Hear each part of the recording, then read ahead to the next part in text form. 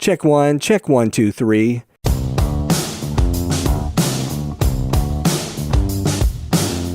Hey everybody, it's Michael Helms, also known as Michael the Sound Guy, and this is the Location Sound Podcast.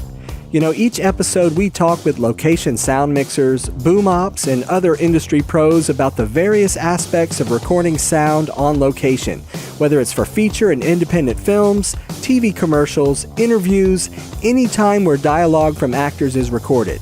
I started my career in the recording studios in New York City with some of the big artists back in the day, and later on projects for networks like HBO, Sci-Fi Channel, and the Cartoon Network. As time went by, I got out of the studio and began working in production sound. Whether you're a seasoned veteran or just starting out, thanks for joining us. My guest today is a location sound mixer based out of Toronto, Ontario. Please welcome Adam Parsons. Thank you very much, Michael. Happy to be here. Welcome. We always like to start off the show by asking, when you're working on location as a sound mixer, what's in your basic audio bag? Basic audio bag. I work out of my car a lot, which is sort of a SUV crossover. So I have everything with me. But in general, what's with me are 2 to 3 microphones, at least 4 lavs, 2 sync boxes, timecode slate. And then as well, I have IFB for clients, and that's sort of my basic kit. What I need on top of that, I supplement and pull out of my truck. But that basic stuff will cover you on 90% of shoots. Okay. What wireless mics do you like to use? I'm a Lectrosonics guy.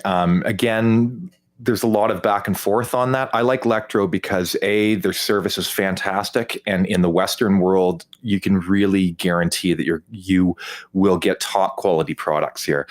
So Lectro is, for me, the industry standard on this side of the world. I know that there's some debate back and forth, but that's what I use, and I've been really happy.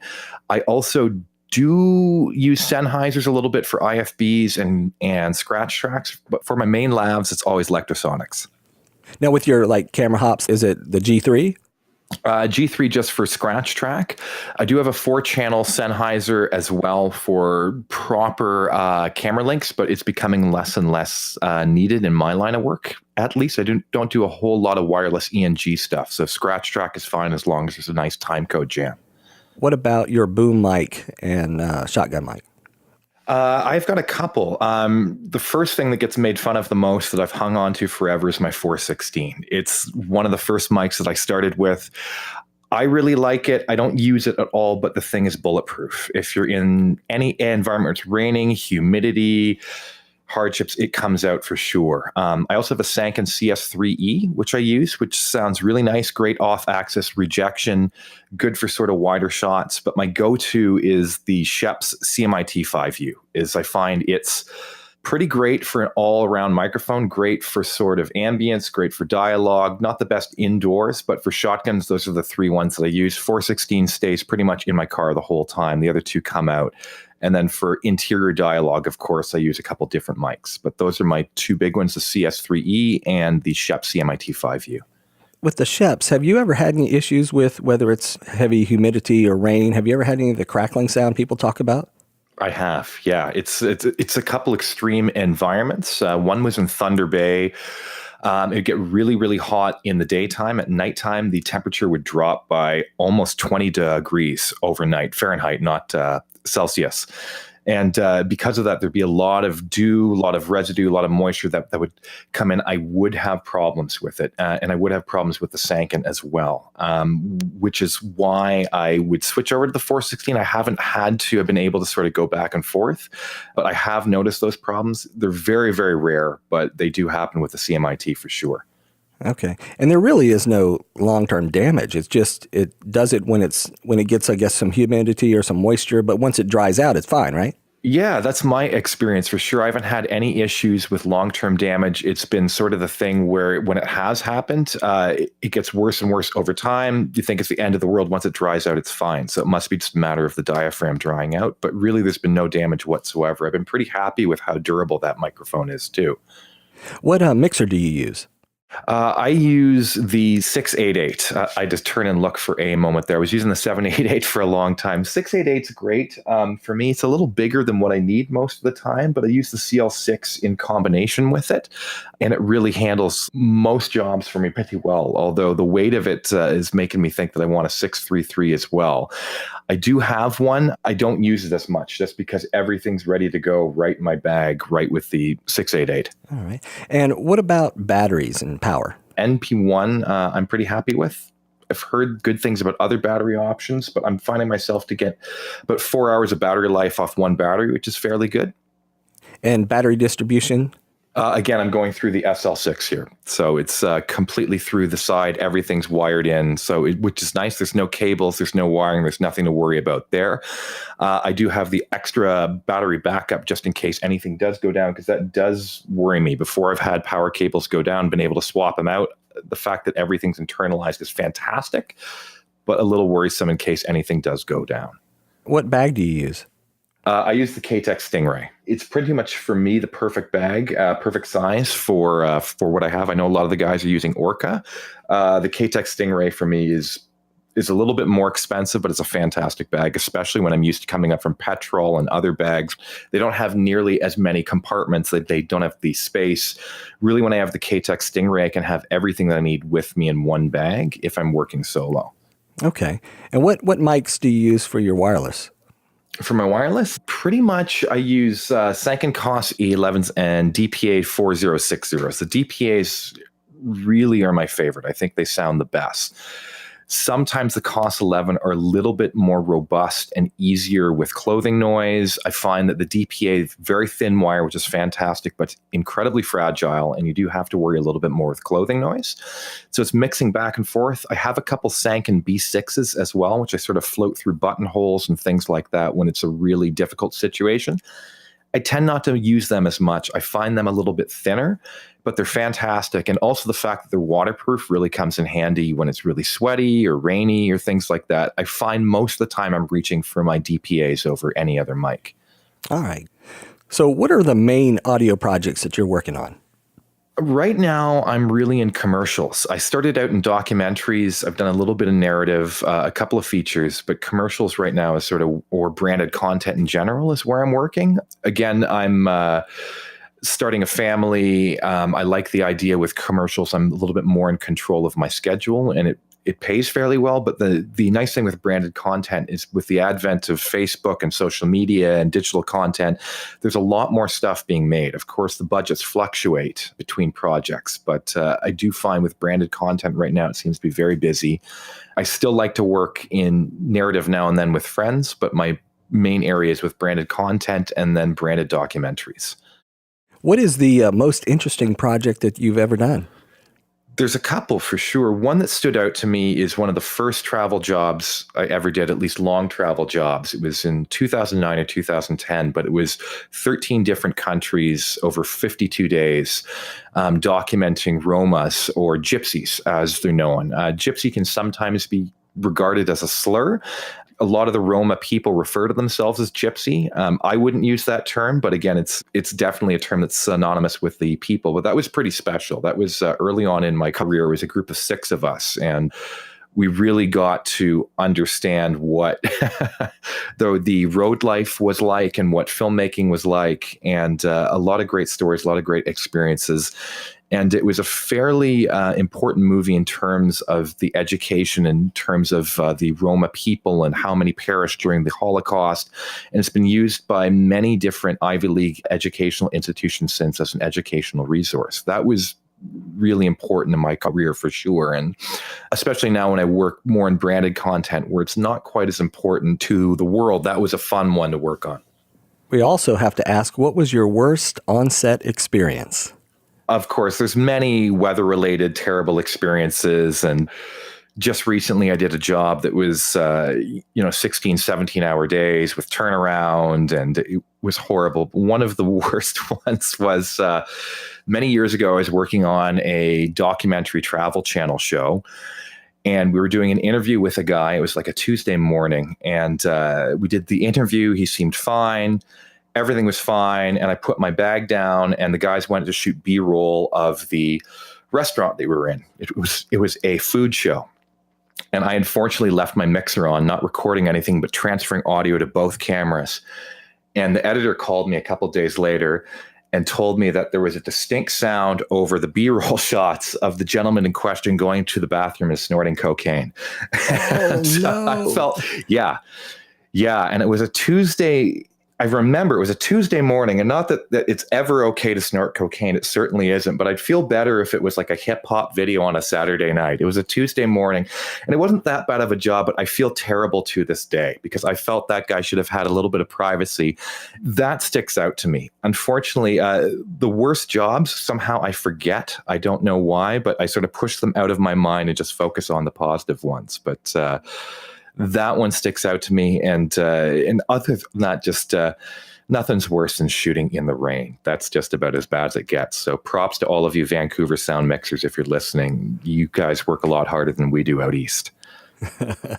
Yeah, that's it's tough leaving the mic on. I actually, years ago, the parents owned a business, and we were doing a TV commercial, and the kids, it was their kids in the commercial, and they had taken some acting classes and stuff, but the son was not responding well, and so Dad took him outside, and I've got the headphones on, and he's spanking his child outside, and I'm like, oh, so I went ahead and took the headphones off, but he's like, you get in there and you do what you're supposed to be doing, and anyway, it wasn't a terrible situation, but it was awkward. Yeah. Well, since then I make sure not only to fade everything down, to take my headphones off too between takes. Exactly. And I know a lot of people too, between takes, as sound mixers, we can mute the mic so the director is not hearing, any grumbling that, an actor might be doing on the side. So that's always helpful. Oh, definitely. Especially when shooting branded content, because the director is often the first one to badmouth the client over the mic. So you got to watch out for that too. Oh, that's true. Do you have a recommendation for buying gear or renting gear?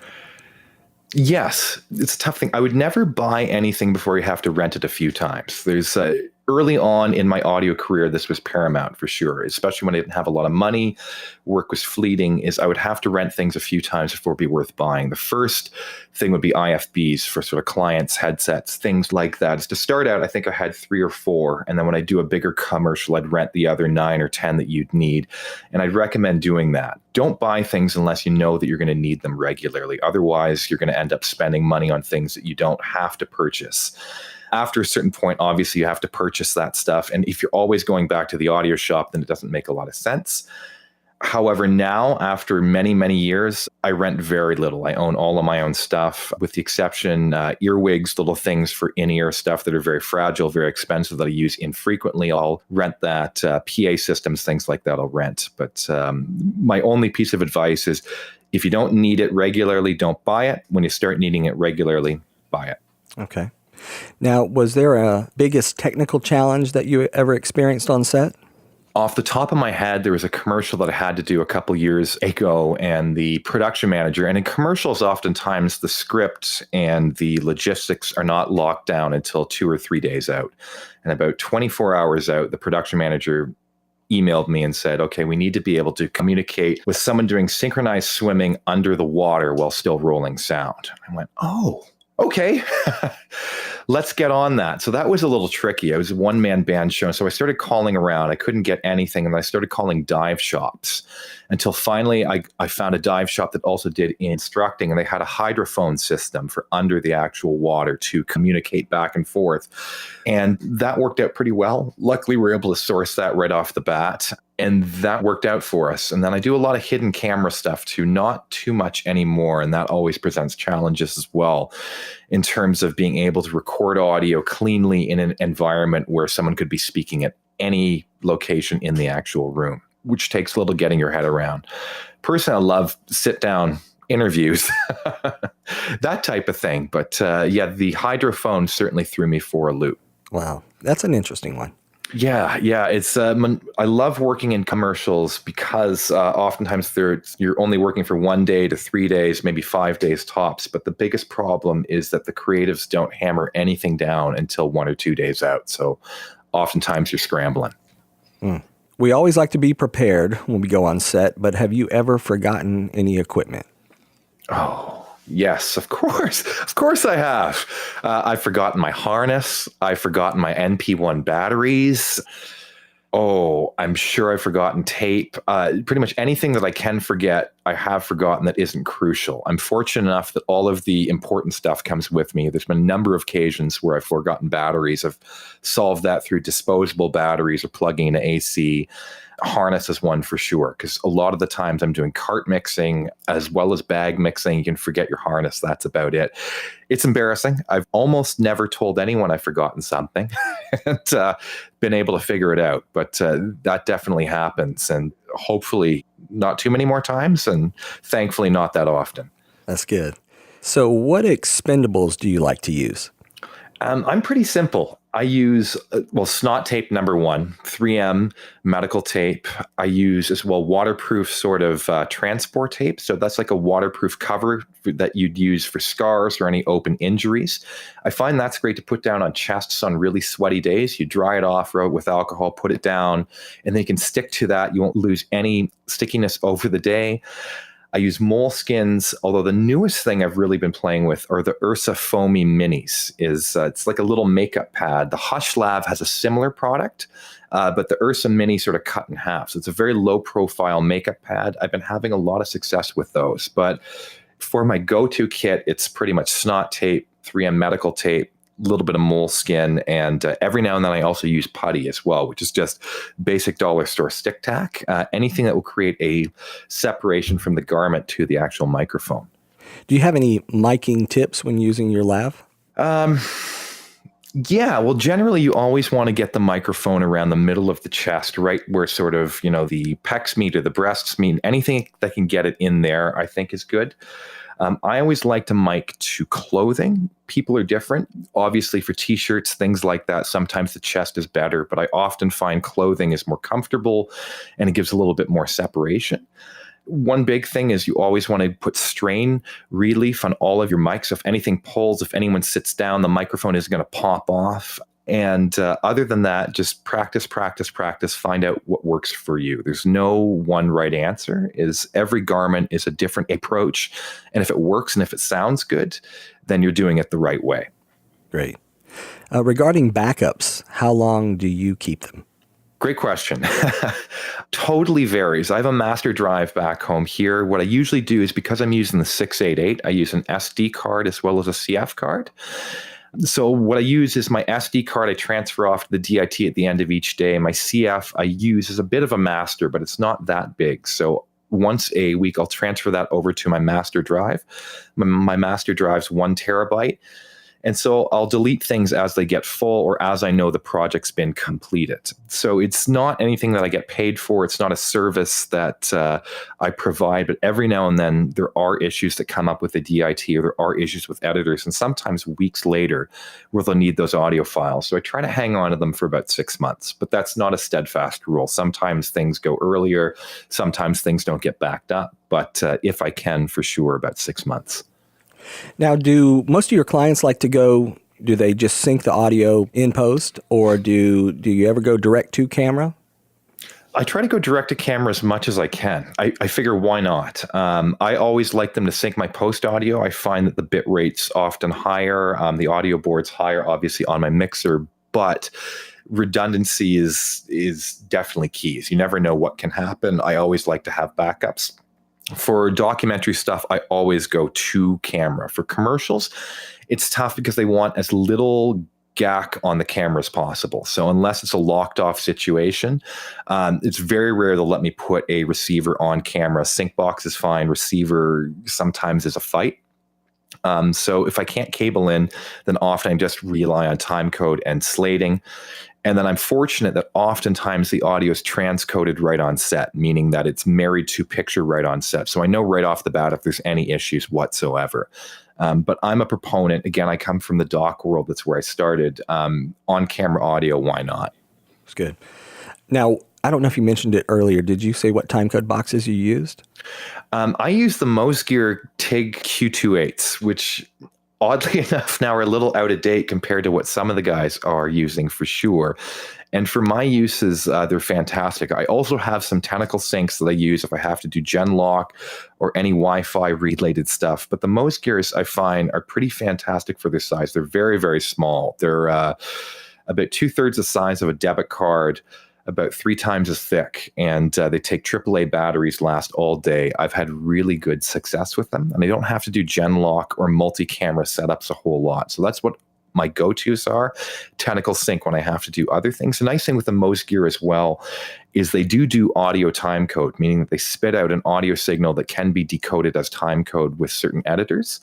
That's handy. There's been a couple projects with DSLRs or some of the C200s, and the Canon cameras don't have timecode, and the editors do want that in there. So the audio timecode is a big plus too. Again, there's so many options for small timecode boxes. It's pretty impressive, but I've been happy with the TIG Q28s. Up in Canada, you have some extreme cold temperatures. Have you ever had to work out in some of those terrible cold temperatures? I have. I've been, I'm in southern Ontario, which for you in the States listening, that's about 8 hours north of New York City, where I am now. But I've had to be up in northern Ontario and even the Arctic. The coldest I've ever recorded is about -40, which in Fahrenheit would be about -40 actually. And my gear's held up well. The problem is the screen freezes. You can't get a reliable measure of meters and things like that. But I've been really impressed with how my gear's held up. Again, there's very little moving parts, which is the biggest problem. And also, I should mention that I try never to shoot outside in the winter if I can help it. But often that happens. I've been really impressed with the performance of sound devices in the cold. The major problems we have are batteries dying quickly. That's nothing that you can't really do much about that. You can wrap your gear in heat packs and things. But for day-to-day use here, it really holds up well. Cold isn't too much of a problem. The main issue is keeping yourself warm so you can actually mix. And the other problem is finding gloves that are thin enough that you have the dexterity to move pots and things like that when it's cold and your skin is freezing up. I want to preface this. I do not like working outside in the cold. And if I can stop it, I will stop it. So, yes. One of our earlier interviews was with Jimmy Seiska, Jimmy the Sound Guy, and he did some of the Nat Geo and Discovery Channel adventure shows, but he was out in -40 Fahrenheit temperatures. And he said with the hand warmers, he had them all over his body. He had them wrapped around the batteries. And he said that was a challenge. oh yeah, it's batteries that should last 4 hours will last 14 minutes. It's crazy. And cameras even faster. So that's the one nice thing is cameras dying before you're dying. But it's definitely a challenge. And thankfully where I am right now, it's fairly mild in comparison to the rest of Canada. That's true. Now, some of our listeners kind of starting out, and do you have any freelance tips that they could use? Yeah, absolutely. Make friends with everybody, for sure. I don't know whether or not you came from a post-education environment. Try to keep track of where those people are. I came from, I went to film school, although most of the people I graduated with no longer work in film. For my first year or two, it was a great resource for networking, finding out what people are working on, getting on projects. You just want to meet as many people as you possibly can. Short films are a great opportunity for that too, especially unpaid short films. I hate the idea of unpaid labor, but unfortunately, this is one industry where you have to prove your worth before you can prove your paycheck. And if you can get out and get working with people and meet people and network, that is worth its weight in gold for sure. Have a great attitude. Work hard, try to get your name out there and try to get it on as many sets as possible. Don't get taken advantage of. But when you're right out of school or right new to the industry, unfortunately, you don't have a lot of financial worth to begin with. So your best bet is to get on as many sets as possible and just grind and meet people and shake hands and be nice and be as nice as possible. I'm positive part of the reason why I'm successful is my technical skill, but 60% of it is people skills, is that nobody wants to hang out with anyone who's a jerk for 15 hours a day or 12 hours a day. Be nice, listen to people, be a team player, and just keep grinding. And eventually you're going to meet enough people. You'll be out there in the freelance world and the work will come. Good advice. Now, when you're working with a company, maybe it's an agency you're not familiar with, they're from out of town, do you try to get a deposit or 50% up front? I definitely try to get a deposit for sure. And especially like, for example, tomorrow I'm doing some voiceover work. It's a company in Vancouver. I'm the only representative from Toronto here. So before I hand those files over, I will want some sort of deposit. Again, it's a tricky thing to navigate because you don't want to ask for too much. You don't want to overstep your boundaries. But it's important too, is I've been lucky that I've never been shafted. I've had very late payments. I've had all kinds of situations where I had to pester people, but eventually I've always been paid. But it's important for out-of-town clients that there's some sort of accountability for the audio that's coming in there. So I try to get maybe not a 50% deposit, but 30 to 40 for sure. And then before the audio is transferred, I try to get a little bit more of that and then complete payment. And it's always worked out well for me. I'd recommend that. Unfortunately, this industry, most people are great, but there's a lot of shady businesses out there. I've heard a lot of stories about people getting shafted. So if they're not obligated to pay you or you can't go to their office to sit down and demand payment, I would get some deposit up front. And generally in an internet age, people are more concerned about the reputation than stiffing people, but protect yourself for sure. What common rookie problems do you see over and over again? Well, here's one for sure. As I see a lot of this digital content going on and a lot of budgets getting smaller, I see a lot of camera guys doing their own audio, which is fine. Again, that's not really what we're talking about. One crazy thing I see is a lot of them don't even wear headphones. So let's start right there. Always wear headphones, always listen, always, get a return feed from camera. Check what you're putting down. That can definitely happen. Everything can sound great on your end, but on the camera end, it's complete garbage. Try to get the mic as close as possible. Try to eliminate all location issues that you can. And really try. The other thing too is if you're just starting out and you're a rookie, try not to take a job that's over your head. I've really tried to sit down with some other younger sound guys, and myself included. When I was younger, I might have done some jobs I wasn't ready for. Is don't do anything you're not ready for. Just start simple, because you only get one or two strikes in this business when you're getting paid. If you get a bad reputation, you can never shake that. So that'd be my thing, is wear headphones, focus on your craft, eliminate location noises, and then just take simple jobs until you're ready for the larger ones. And I know that sometimes, especially when it's busy, people can reach out and try to get junior guys, and you think that you're ready. Just take it slow and steady, because this industry is a small industry, and it just takes one bad job to ruin a good reputation. Now, how has the business changed since you started? Since I started, well, initially when I started in 1999, and I worked for about 3 years, and then I actually left for a couple years to play in the band and do all kinds of rock and roll stuff, which is crazy. But when I first started, everything was being recorded either neg or quarter-inch tape or DAT. And then in the time that I left, it all switched over to digital, which was a huge bonus for me actually to take that time off and go back to school and finish school when I did, because the transition period was great. But what's changed since I started is rates are definitely more competitive for sure. But I understand that there's more content being created. But that's my other point, is what's changed is way more content out there. There wasn't as much content before. You had to shoot on film. You had very few outlets to show your media or whatever that you're working on. Now I think really is a golden age for technicians, because there's so much content being put out there. There's a lot of opportunity for all of us to work, which is pretty fantastic. So the two things I've noticed is the transition from analog to basic digital, full digital, and then the fact that because of that transition, it seems to me that everyone's working more. Like we like it, right? Yeah, for sure. So if some of our listeners want to get into location sound, what would you recommend they do? Well, there's two schools of thought. I'd make sure that this is something that you want to do. Oddly enough, there's a lot of location sound guys, myself included, where music's a big passion. Now that's not a prerequisite at all. What I recommend is either you go to some sort of post-secondary educational facility, which, by the way, is not mandatory in any way, shape, or form. But I just think it's a good experience, because not only will you meet people, but you're allowed to screw up on other people's projects consequence-free. That's a really big bonus. But other than that, I'd recommend either going one of several ways. You get into the union pulling cables.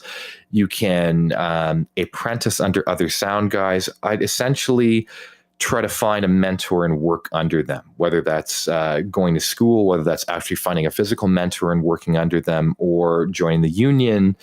But in general, if you're interested in it and you're a nice person and this is what you want to do, I think the path is pretty open. It's just which path you want to take. So I went to post-secondary. I wouldn't recommend that as a mandatory thing to do.